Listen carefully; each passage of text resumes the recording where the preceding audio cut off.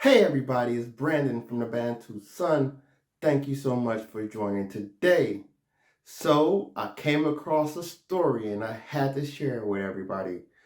President Macron of France has gone to China to visit Chinese leader Xi Jinping. Now, on this trip, they're meant to be talking about global peace and security. And as I was going through the article, one of the things that caught my eye was the 60 executives that went along with President Macron on this trip. And of course, at the top of that list is going to be Airbus, L'Oreal, and a host of other major French multinationals and corporations. And President Macron says, they're going to China to discuss agriculture. Agriculture. They're going to China to discuss aerospace. Aerospace. They're going to China to discuss global warming. Agriculture, aerospace, and global warming. Agriculture, they're trying to sell French wine. This is what they're doing. Aerospace, they're selling Airbuses. That's exactly what they're doing. And global warming, he said global warming, right? Report just came out of the planned coal production. China is committed to 2/3 of the global planning. They're going to be planning and building infrastructure to omit or produce by means of coals 2/3 of global capacity. So, what really has caught me is what is President Macron doing? What is he doing? I know Schultz recently, the German Chancellor Schultz just recently came back from visiting with President Xi Jinping as well. And you had to kind of let that one slide. Germany had its pipeline blowing up. It's a lot going on with Germany right now. They're in the middle of this tiff. I imagine their whole world is in a tizzy. And because of their position within the alliance, you really can't hold Germany too much because they're not, even though they're a major power and a player, they're not vested with a lot of responsibility. Ever since World War II, Germany, despite its economic health, has kind of been pushed to the back burner as a global leader. And this is a role that they have embraced, I mind you. Not a role that I think is natural for them, but one that they have embraced. They've not been overt. Which France has been the opposite. Despite its actual position as a junior power, which it refuses to accept because it continues to do things like this. But despite its diminutive stature in relationship to its fellow allies, NATO in particular, Germany, Turkey, America, bigger, stronger than France. Countries like even the UK with more favorable demographics. And let's not remember that France was actually defeated in World War II, and it was split into Vichy France.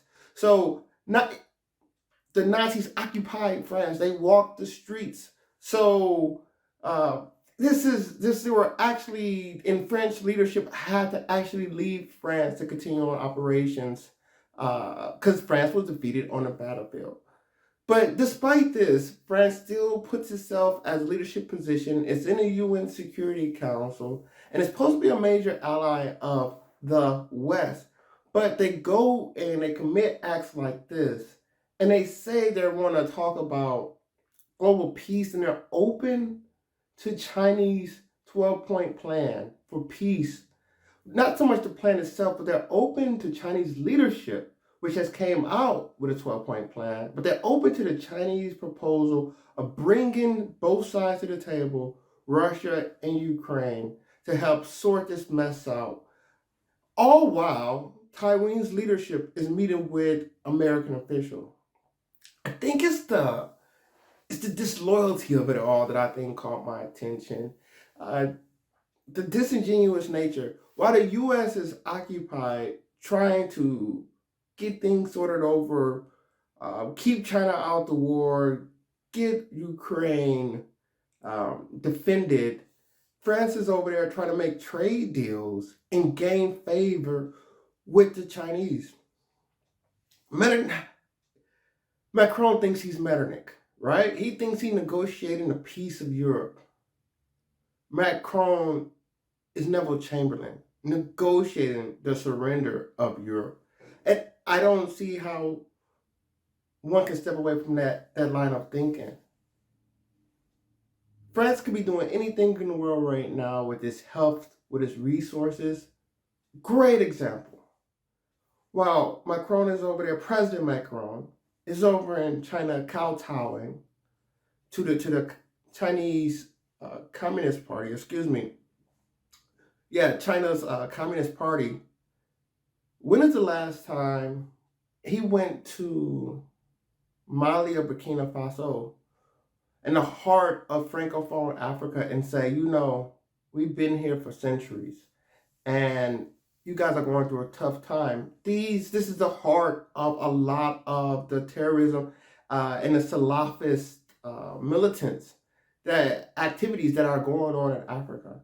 And French, when the last time they went into Mali or Burkina Faso and say, your Francophone countries, we haven't always been the best or done the best by you, but this is unacceptable. Your people should not live in fear and terror, and we are going to make sure that you have the weapons and the commerce required to be successful in whatever your endeavors are, and we're hoping that you partner with us because we're going to be an ally in getting this issue sorted.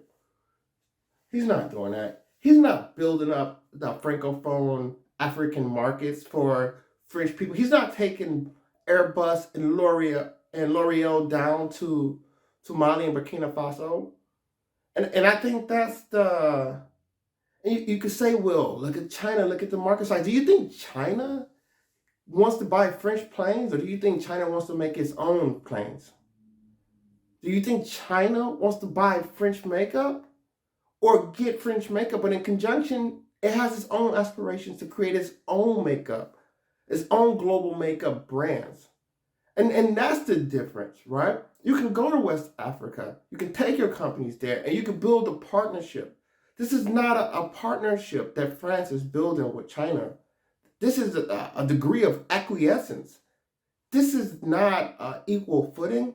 In fact, it's almost treacherous because France is supposed to be at the heart of the alliance.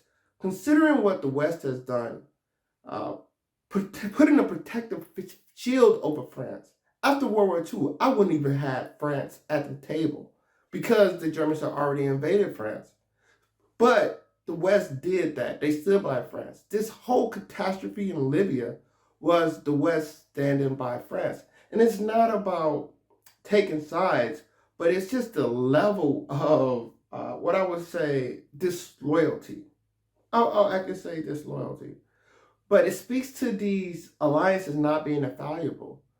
But I know that America can't wait for this Ukraine-Russian war to be over with before they can shore up their loose ties, because NATO just brought in Finland. And Poland would never allow something like this to happen.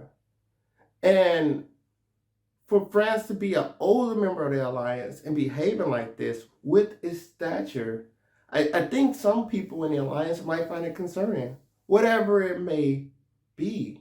But it just shows that these alliances are valuable. They're not infallible, and especially these European countries. The Europeans love great deals. Especially these European countries, they're going to always try to seem to get a advantageous angle. And I know I was thinking about making a video on France's grievances, because I know France has been put on the back burner, especially that Australia submarine deal where the U.S. came in and took that business from them. But the U.S. is really going to make Australia a cornerstone of their Indo-Pacific strategy. They kind of have to. Australia is a major player. They're going to give them the technology. They're going to put bases on that country to combat what they think is an ever-growing China. That's just the way it is. And they're going to take that opportunity where they can. But I know France is still bitter about that. But I still think there's a certain way to go about things and what this was obnoxious. Because this whole China, peaceful China thing, I'm not buying it. I'm not buying China's here, global peace, global prosperity. I'm not buying it whatsoever. Not from anything that I've read about the history of these relations, not how I see global powers act. I'm just not buying it. So when France is over there and they're speaking this, and China's giving this whole negotiating the peace deals and opening a relation with Saudi Arabia and Iran. I don't believe through strength through peace. Not because I'm citing preference, but because I'm citing precedent. I believe in strength through strength. The greatest alliances I've seen, what do they come with? They come with security agreements. They come with open trade. I remember hearing an economist say, if you wanted to buy an American car, based off the components of the pieces, the labor, the wages, the location of the plant, if you want to buy an American car, buy a Toyota. This is produced by the same country that bombed Pearl Harbor. But America opened its markets to would-be allies. And do I see China doing that? Do I see China taking a back seat to foreign competitors in Chinese markets? And people can't even trust TikTok. And you're saying that these guys are going to be the source. So when people need jobs in other countries, which is what they do, and this is how America builds its alliances. America opens its markets, then allow foreign companies to come in and compete with them. And conversely, America gets the opportunity to go into other markets. This is open trade, as well as America is going to put its bases and its men and women on the front line for other countries. So, but this is how alliances work. This is what the glue that keeps things together. When things start to fall apart, there is a source of last resort that you can go to draw from. And I'm not sure I'm going to see that from China for people that are not Chinese. But time will tell. So please comment. I'd like to hear your thoughts. Like, share, subscribe if you're enjoying the content. Thanks for joining us today.